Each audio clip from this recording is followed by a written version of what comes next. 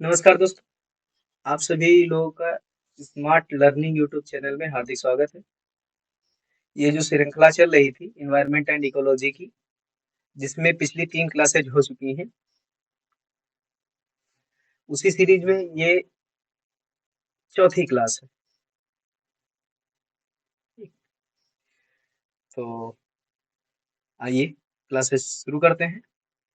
ये क्लास बहुत महत्वपूर्ण है क्योंकि इस चैप्टर से प्रत्येक एग्जाम में 1 से 2 सवाल आपको मिल ही जाएंगे, कहीं ना कहीं से, चाहे वो डायरेक्ट इससे रिलेट करता हो या फिर इनडायरेक्ट। लेकिन इस चैप्टर से सबसे ज्यादा क्वेश्चन पुटअप किए जाते हैं। तो आइए हम लोग बढ़ते हैं अपनी क्लास की तरफ।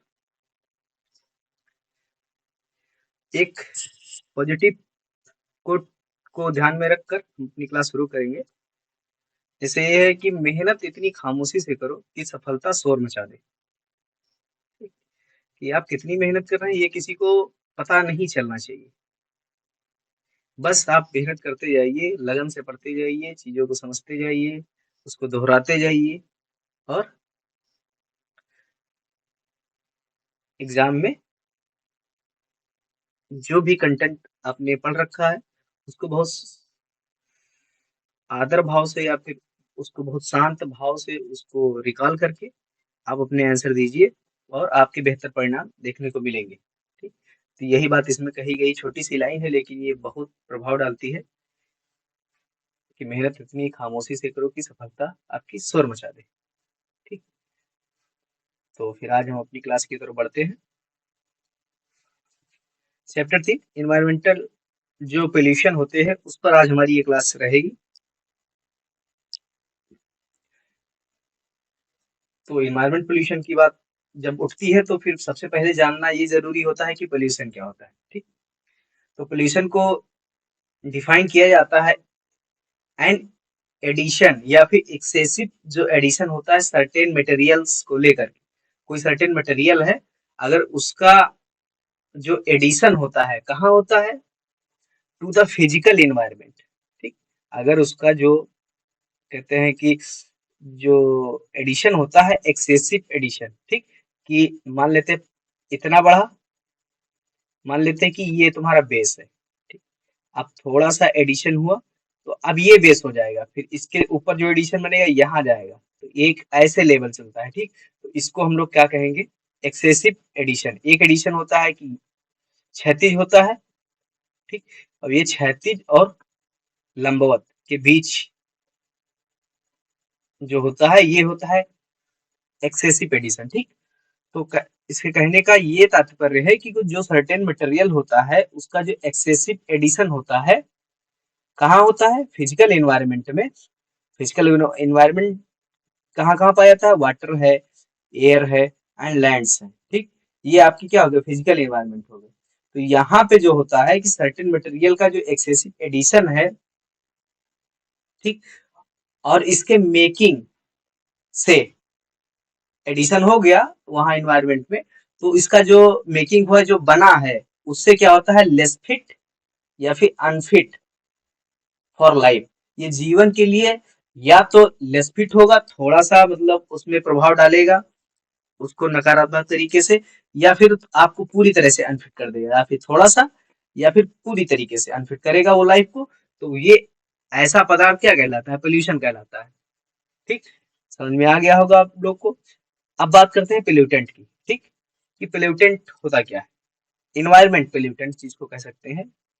तो पोल्यूटेंट आर द मटेरियल और factor which cause adverse effect on the natural quality of any component of the environment।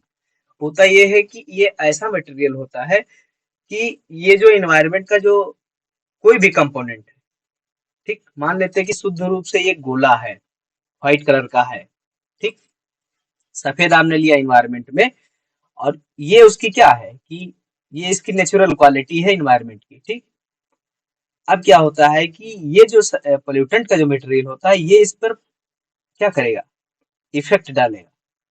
ठीक, एडवर्स एडवर्स इफेक्ट डालेगा। अब मान लेते हैं ये सफेद से हल्का सा काला हो गया, ठीक। तो ये उसके नेचुरल क्वालिटी को इफेक्ट करे किया कि नहीं किया। तो अगर ऐसा कुछ इफेक्ट करता है तो वो क्या कहलाता है, पोल्यूटेंट कहलाता है। फॉर एग्जाम्पल अगर देख लिया था कि स्मोक फ्रॉम इंडस्ट्री, मतलब स्मोक जो इंडस्ट्री और ऑटोमोबाइल सेक्टर या फिर केमिकल फ्रॉम फैक्ट्रीज, ठीक है, या फिर फैक्ट्री से निकला हुआ, या फिर जो रेडियो एक्टिव सब्सटेंस हो गया फ्रॉम न्यूक्लियर प्लांट से, जो न्यूक्लियर प्लांट से निकलता है रेडियो एक्टिव जो सब्सटेंस, ठीक। सी सीवेज ऑफ हाउसेज जो होता है, ठीक, घर का जो कचरा होता है, या फिर discard household article are the common pollutant, मतलब जो घर की बेकार वस्तुएं जो होती हैं उसको हम लोग खुले एनवायरनमेंट में फेंक देते हैं, ठीक। तो ये क्या कहलाता है, ये ये पोल्यूटेंट ही है, ठीक है। तो अगर इनको इन्वायरमेंट में छोड़ दिया गया तो ये कहीं ना कहीं किसी ना किसी इन्वायरमेंट क्या इन्वायरमेंटल जो कंपोनेंट है उस पर कहीं ना कहीं ये एडवर्स इफेक्ट जरूर डालेंगे, ठीक है, जो हम लोग छोड़ देते हैं वेस्ट पदार्थ जो होता है। तो ऐसी चीजों को हम लोग पोल्यूटेंट कहते हैं। तो अभी आपको पूरी तरीके से पोल्यूटेंट के बारे में पता चल गया होगा।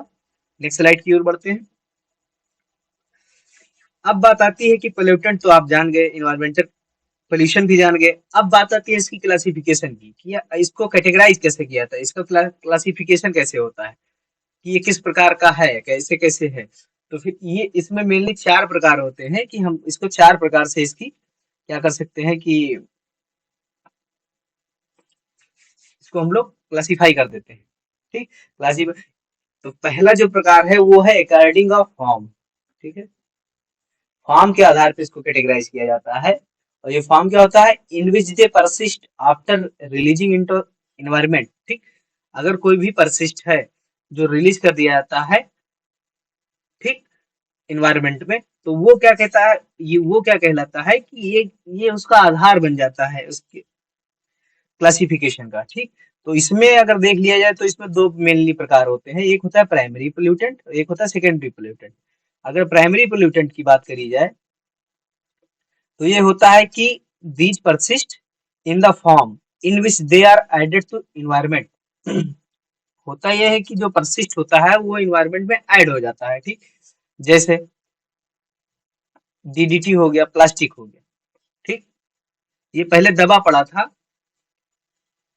क्या कहते हैं कि पृथ्वी के गर्भ में, फिर उसको निकाला गया, उसको एक नए पदार्थ के रूप में बनाकर यूज कर उसको खुले एनवायरनमेंट में छोड़ दिया जाता है। तो ये क्या कहलाते हैं, ये जो पोल्यूटेंट होते हैं प्राइमरी होते हैं, क्योंकि अभी क्या करेंगे, ये पहली बार ये इन्वायरमेंट में पोल्यूशन फैलाने जा रहे हैं तो प्राइमरी हो गए। सेकेंडरी पोल्यूशन क्या होता है कि सेकेंडरी जो पोल्यूशन होता है वो प्राइमरी पर बेस होता है, ठीक है। तो इसलिए सेकेंडरी पोल्यूटेंट में अगर देखा जाए तो these are formed by interaction among the primary pollutant. ये जो प्राइमरी पोल्यूटेंट है, जैसे मान लेते हैं ये प्लास्टिक हो गई, ये डीडीटी हो गई, 2 अलग अलग पोल्यूटेंट हो गए, तो ये अपना प्रभाव अलग डालता है, प्लास्टिक अपना अलग प्रभाव डालता है, ठीक। अब ये सेकेंडरी पोल्यूटेंट कैसे बनते हैं, जब इन दोनों के बीच इंटरेक्शन होता है, ठीक है। जब इन दोनों के बीच इंटरेक्शन हो गया तब ये जो मतलब क्या एनवायरमेंट में जो पोल्यूशन फैलाएंगे, तो उस प्रकार को पोल्यूशन को हम सेकेंडरी पोल्यूटेंट बोलेंगे। जैसे अगर देखा जाए कि पर ऑक्सीलेट नाइट्रेट जो पैन होता है, ठीक है, ये एक किस प्रकार का है, ये पोल्यूटेंट जो है एक प्रकार का सेकेंडरी पोल्यूटेंट है, जिसमें होती मेनली क्या है कि नाइट्रोजन ऑक्साइड होती है और हाइड्रोकार्बन होते हैं। ये मिलकर क्या होता है कि पैरो ऑक्सीटाइल नाइट्रेट जो बनाते हैं, ठीक है। तो ये एक प्रकार का सेकेंडरी पोल्यूटेंट है। अभी मान लेते हैं दूसरी प्रकार का अगर देखा जाए क्लासिफिकेशन, तो ये कहलाता है कि जो एक्सिस्टेंस होता है जो नेचर में, उसके आधार पे इसको दूसरा जो इसका कैटेगराइजेशन किया गया है, तो उसमें 2 प्रकार के पोल्यूटेंट होते हैं, एक क्वांटिटेटिव होता है, एक क्वालिटेटिव होता है। तो अगर क्वांटिटेटिव पोल्यूटेंट की अगर बात करी जाए तो इसमें ये होता है कि these occur in nature and became pollutant when there concentration reach beyond a threshold level.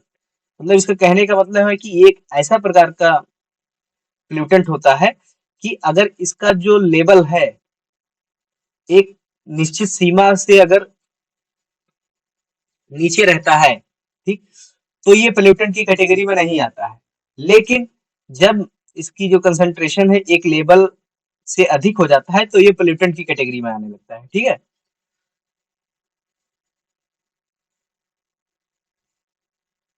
तो ये हो गया। अगर इसका देख लिया जाए कि ये कार्बन डाइऑक्साइड है, ठीक, और नाइट्रोजन नाइट्रोजन ऑक्साइड है, ये जीवन जीने के लिए बहुत ही इंपॉर्टेंट ये मटेरियल हैं। लेकिन बात जब आती है कि एक निश्चित सीमा तक ही ये अगर एनवायरनमेंट में रहते हैं तो ये पोल्यूटेंट की कैटेगरी में नहीं आते। ठीक, अगर उनकी निश्चित जो सीमा है अगर उससे ये अधिक हो जाते हैं तो फिर ये पोल्यूटेंट की कैटेगरी में कहलाते हैं और ये ग्रीन हाउस गैसेस का निर्माण करते हैं जिससे हमारे पृथ्वी का जो टेम्परेचर है वो बढ़ता है। और टेम्परेचर बढ़ने की वजह से जो हमारी जो क्लाइमेटिक डाइवर्सिफिकेशन जो है वो खतरे में आ जाता है और उसका जो पैटर्न होता है वो एक निश्चित पैटर्न से अलग हो जाता है और वो क्या कहते हैं कि समय पर मानसून का बनना, बारिश होना, ये सारी चीजें इफेक्ट करने लगती हैं और टेम्परेचर बढ़ने के साथ ग्रीन बहुत सारी जो बीमारियां हैं वो बढ़ने लगती हैं। तो ये एक सीरीज श्रृंखला चल जाती है जो अपना इफेक्ट डालती है। ठीक, तो अगर क्वालिटेटिव पोल्यूटेंट की बात की है तो these do not occur in nature, ठीक, एंड आर मैन मेड। ठीक, ये डोंट ऑकर इन नेचर में होती है और मैन मेड भी होती है। एग्जाम्पल में अगर देख जाए कि अगर फंगिसाइड अगर देख लिया जाए, सॉरी अभी से, हाँ, तो इसमें अगर फंगिसाइड हो, हार्बिसाइड एंड डीडीटी, तो ये एक क्वालिटेटिव पोल्यूटेंट भी है। ठीक, क्योंकि इसको नेचर ने नहीं बनाया है, इसको इंसान ने मैन इसको बनाया है। ठीक, तो इसकी वजह से भी क्या होता है ग्रीन गैसेस बढ़ती है जिसके जिसके कारण क्या होता है कि एनवायरमेंट पोल्यूशन बढ़ता है। नेक्स्ट अगर स्लाइड देखी जाए तो according to their nature of disposal, disposal के आधार पे, नेचर में जो डिस्पोजल होता है उसके आधार पे भी जो पोल्यूशन होता है उसको कैटेगराइज किया जाता है। उसमें दो प्रकार होता है, एक बायो डिग्रेडेबल होता है, एक नॉन बायो डिग्रेडेबल होता है। इसमें ये होता है कि एक है जो इन्वायरमेंट में क्या होता है कि डिग्रेड कर जाता है और एक होता है जो डिग्रेड नहीं हो पाता है। ठीक, तो अगर बायोडिग्रेडेबल में पोल्यूटेंट में अगर बात की है तो इसमें होता है वेस्ट प्रोडक्ट होता है, कचरा होता है, जैसे वेस्ट प्रोडक्ट मतलब जो खराब प्रोडक्ट हो गया वो, विच आर डिग्रेडेड बाई जो माइक्रोबियल जो बैक्टीरियाज होते हैं उनके द्वारा। अगर कोई चीज कचरा है वो अगर बायोडिग्रेडेबल हो गया, जैसे मान लेते हैं कि तो कृषि उत्पाद हो गए। ठीक, तो कृषि उत्पाद क्या है कि मान लिया जाए कि अगर भूसे की बात किया जाए फिर पराली की बात किया तो ये क्या होता है एक समय के बाद ये माइक्रो जो ऑर्गेनिज्म होते हैं, बैक्टीरिया जो होते हैं, ये इनको सड़ा के गला करके उसको बायोडिग्रेड कर देते हैं। ठीक, तो ये फिर वो मिट्टी में मिल जाता है। तो ऐसे जो क्या होता है कि पोल्यूशन होता है वो थोड़े समय के लिए होता है और जो माइक्रोबियल जो एक्शन है उसके थ्रू ये डिग्रेड कर जाता है। तो इस प्रकार का की जो कैटेगरी है वो बायोडिग्रेडेबल पोल्यूटेंट की पोल्यूशन के अंतर्गत आता है। और दूसरी जो कैटेगरी होती है जो ये माइक्रोबियल जो एक्शन है इनके द्वारा ये क्या होता है कि ये डिग्रेड नहीं हो पाते हैं। ठीक, तो ऐसे जो पोल्यूशन होता है वो इसके अंतर्गत आता है। अगर एग्जाम्पल की बात करी जाए तो उसमें प्लास्टिक होता है, ग्लास होता है, इसको जो माइक्रोबियल जो एक्शन है उसके थ्रू इसका डिग्रेडेबल नहीं हो पाता है। डीडीटी हो गया, डीडीटी तो अभी इंडिया में बैन भी है। ठीक, साल्ट ऑफ हैवी मेटल्स हो गया और जो रेडियो एक्टिव सब्सटेंस हो गए वो क्या है कि नॉन बायोडिग्रेडेबल है। ठीक, तो ये कैटेगरी हो गई नेचर ऑफ डिस्पोजल की। चौथी जो कैटेगरी है वो अकॉर्डिंग टू ओरिजिन होता है कि आखिर ओरिजिन के आधार पे मतलब कितने प्रकार के जो पोल्यूशन होते हैं। उसमें एक होता है कि नेचुरल होता है और एक होता है एंथ्रोपोजेनिक होता है। ठीक, तो एक नेचुरल होता है और दूसरा ये होता है कि जैसे मान लीजिए नेचुरल की बात यह है कि नेचुरल में जो आता है कि सुनामी हो गई उसके साथ तो वो भी बहुत वेस्ट पदार्थ हो जाता है।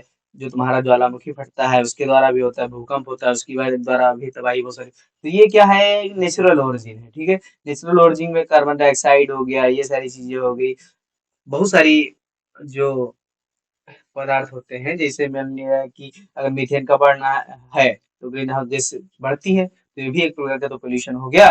बट ये क्या है कि धान के खेतों से भी मीथेन बहुत ज्यादा जनरेट होती है, जो काउ डंक होता है उसके द्वारा भी बहुत सारा जनरेट होता है मीथेन, तो इनके कारण भी जो इनकी कंसेंट्रेशन है वो बढ़ रही है। तो ये एक प्रकार का नेचुरल तरीका है, ठीक। एंथ्रोपोजेनिक में ये है कि अगर है, जैसे हमने डीडीटी बना ली, प्लास्टिक बना ली, जो ग्लास बना लिए, ये ऐसे एंथ्रोपोजेनिक मतलब जिसमें मानव का इंटरेक्शन बढ़ जाता है, ठीक है। तो ऐसे जो पोल्यूटेंट होते हैं ओरिजिन पे, तो फिर वो एक कैटेगरी बन जाती है पोल्यूशन की, ठीक। नेक्स्ट स्लाइड की अगर बात करी जाए तो कॉजेज ऑफ पोल्यूशन होता है, ठीक। तो पोल्यूशन हो गया, सारी चीजें होगी। अब हम लोग देखते हैं कि कॉज ऑफ पोल्यूशन क्या है, कि पोल्यूशन के कारण क्या है, ठीक।